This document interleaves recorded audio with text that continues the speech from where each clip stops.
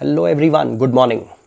Whenever we take a book which consists of complicated jargons, most of the time we keep the book aside and the book catches dust. Such a book came in my life, The Richest Man in Babylon.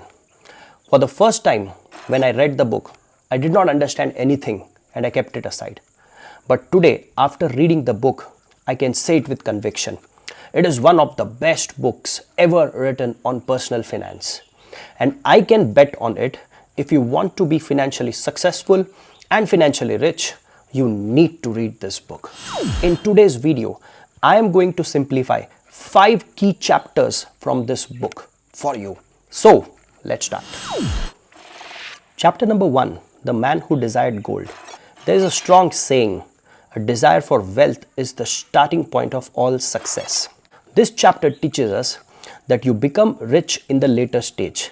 First, you need to have a strong burning desire to become rich and accumulate lots of wealth. Let's understand this with a small story. This is Varun. He has a strong desire to become rich. In order to become rich, the first most important step that you need to take is to create an emergency fund. He set a goal for himself of accumulating 6 lakh rupees and keeping it aside as an emergency fund. So now he has a burning desire to become rich, plus he has set a goal to accumulate 6 lakh rupees as emergency fund. Now he constantly thinks over one thing, how to achieve this goal of accumulating 6 lakhs for emergency fund. He starts making budget.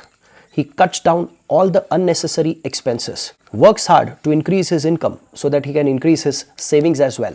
So his desire to become rich is making him more committed towards the goal of creating an emergency fund, which is the first step towards richness. So this chapter teaches us, and the example teaches us, that you need to have a strong burning desire. If you have a strong burning desire, you will create ways for yourself in order to achieve those desires. Chapter 2, Meet the Goddess of Good Luck. Quite often we hear people saying that luck did not favor me, so I couldn't make it big in my life. This chapter is mainly for them. Let's understand this with the help of an example. The whole world believes that next to 10 to 20 years belongs to India. We are going to transform from a developing economy to a developed economy. Now, whenever such a growth happens in a country, the stock market also touches newer heights. So there's a great opportunity hidden over here where you can invest your money in the right stock and create great amount of wealth in next 10 to 20 years. Now there are 2 categories of people over here who want to take advantage of this opportunity. Category number 1. These are people who will not prepare themselves to take advantage of this opportunity. They will depend on tips that they receive on various Telegram channels. They will not do any analysis and invest without any knowledge, without any analysis, expecting that luck will shower wealth on them. And these are the people who most of the times make a loss, don't create wealth, and they curse their luck. On the other hand, we have people who learn investing, who learn technical analysis, who learn fundamental analysis.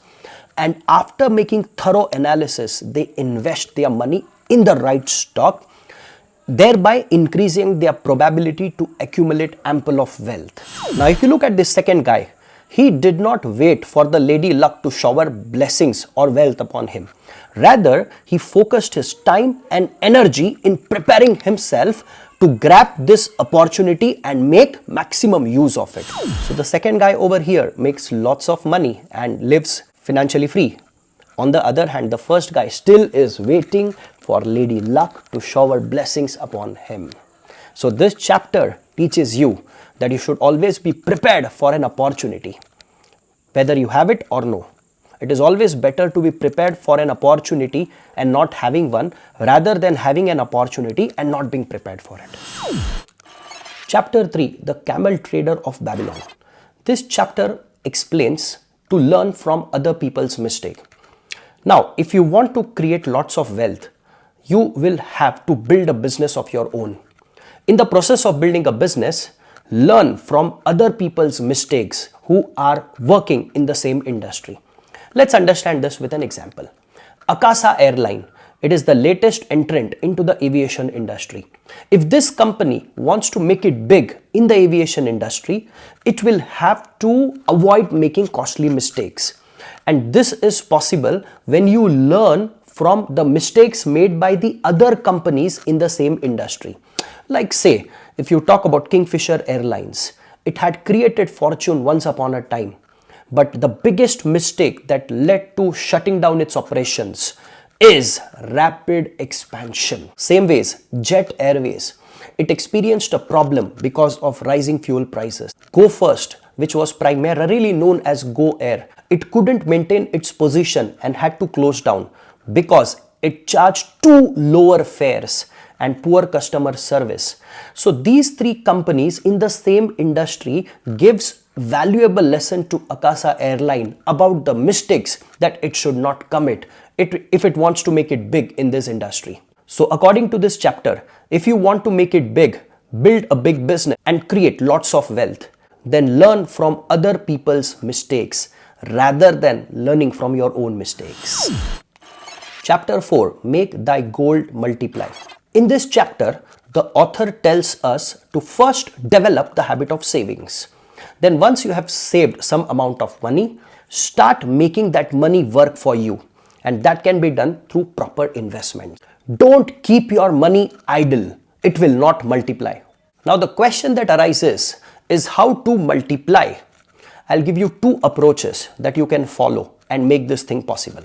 Approach number 1, diversify your investment.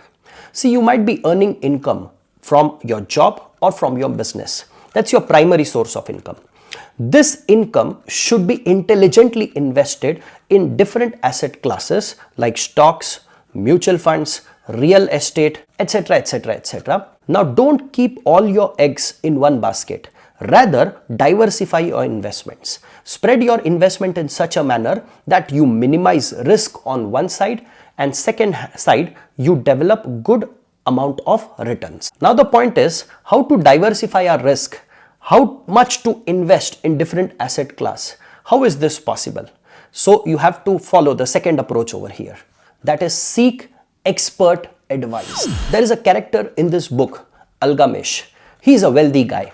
But when it comes to investing in gold, he takes advices from Arkad, as Arkad is an expert in investment of gold. In the same way, we can also take advice from financial advisors, industry experts, mentors who can give us proper advice on where to invest our money and how to diversify our money in different asset class so that we can maximize our returns. The third approach over here is reinvest in your business. Arkad, who is the main character in this book, he advises that whenever your business makes good amount of profit, never spend that money on unnecessary stuff. Rather, invest the same amount of money, reinvest the same amount of money in your business on stuff like research and development, product development, expansion of your business, improvising the services of your business, technological advancement. By doing this, your business further expands and your income also further expands. By following these three approaches, you can make your gold multiply. So guys, these are those timeless and valuable lessons from this book, following which you can improve your financial life and take it to the next level. So here is Rohan signing off for today. Jai Hind.